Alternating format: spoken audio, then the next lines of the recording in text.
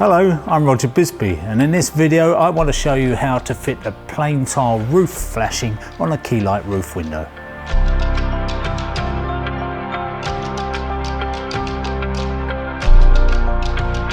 So before I begin fitting this flashing, I'm going to fit the felt collar, and all leading roof window manufacturers now have a felt collar tailor-made for the window, which forms part of the full specification.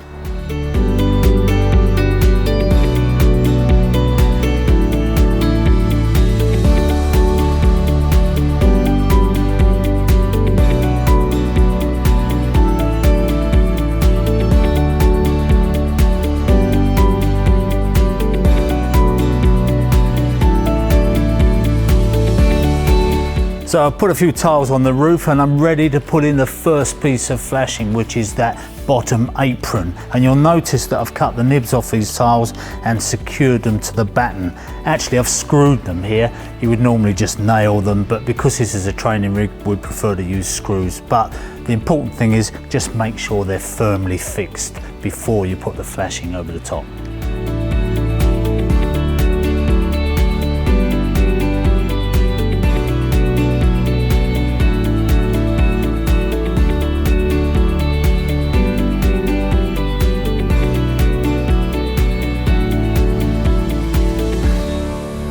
So you notice the coverage we've achieved on this flashing, that's not done by accident. That's done because this critical measurement, which is basically from the top of the batten that the window is resting on to the batten below, which is there, and that has to be 100 millimeters, which is the same as the gauge for all the battens anyway. So at this point, all I want to do is put a screw in there just to make sure that we're securing that bottom apron.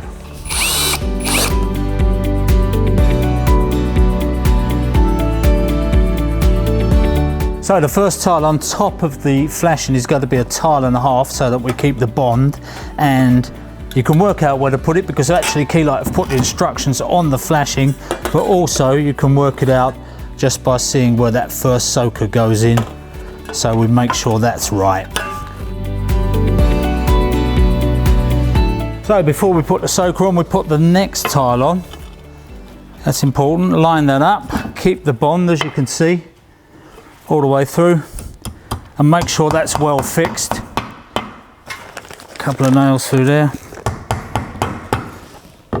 And then the first soaker, you'll see, is cut away, and it's also marked up number 1 on the bottom here, and that has to slide in. This is important, that it actually slides in to that bottom cover there and sits neatly down in there.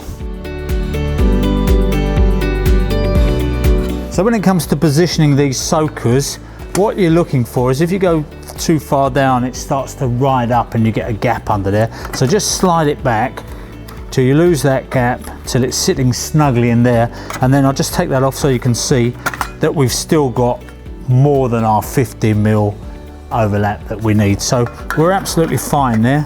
We just ride it down to there and nail it in.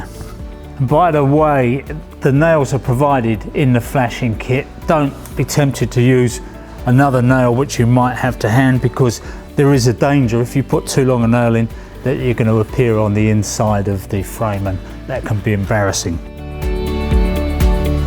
So when I come to do this soaker, what I do is I nail it down slightly because we don't want to clash with that hinge. That hinge is rebated, and although it wouldn't actually do it any damage, the wood will be a bit thinner at that point than elsewhere in the window. So with this soaker, because we're still at the hinge point, I'll just position it where it's got to go, and you can see that we're still at risk of nailing around that hinge point. So what I tend to do there is just tuck the ear over of the soaker. That'll hold it and stop it slipping down. Quite honestly, I've seen roofs where every single soaker has been fixed like that. It doesn't do any harm.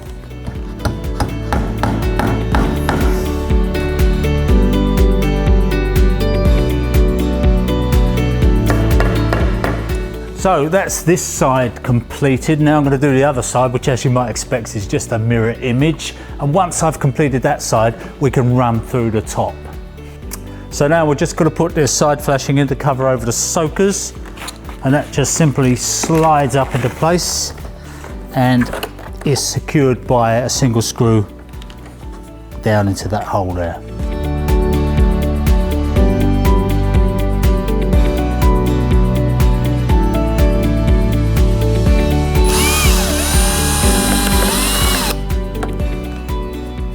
Now it's time to fit this low profile hood. Now I've got the tiles up both sides. Now this hood actually comes in the window and not the flashing kit.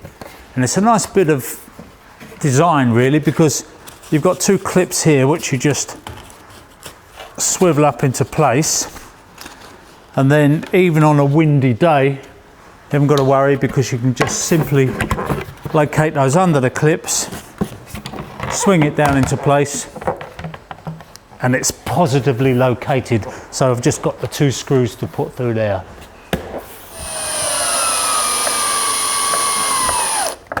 So this is the top apron, or as I call it, the back gutter.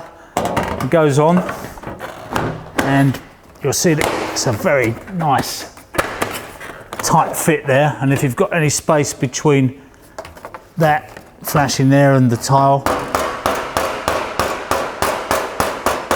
just tap it down into place.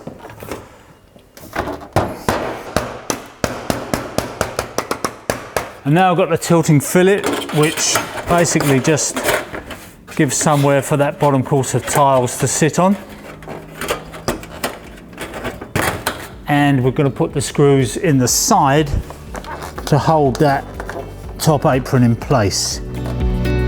Now all that remains for me to do is to put this glazed sash back into the window, and that's been made a lot easier since Keylite introduced that spring-loaded finger hinge. All in all, I'm really pleased with this window, and I think you'll see that it was very easy to fit.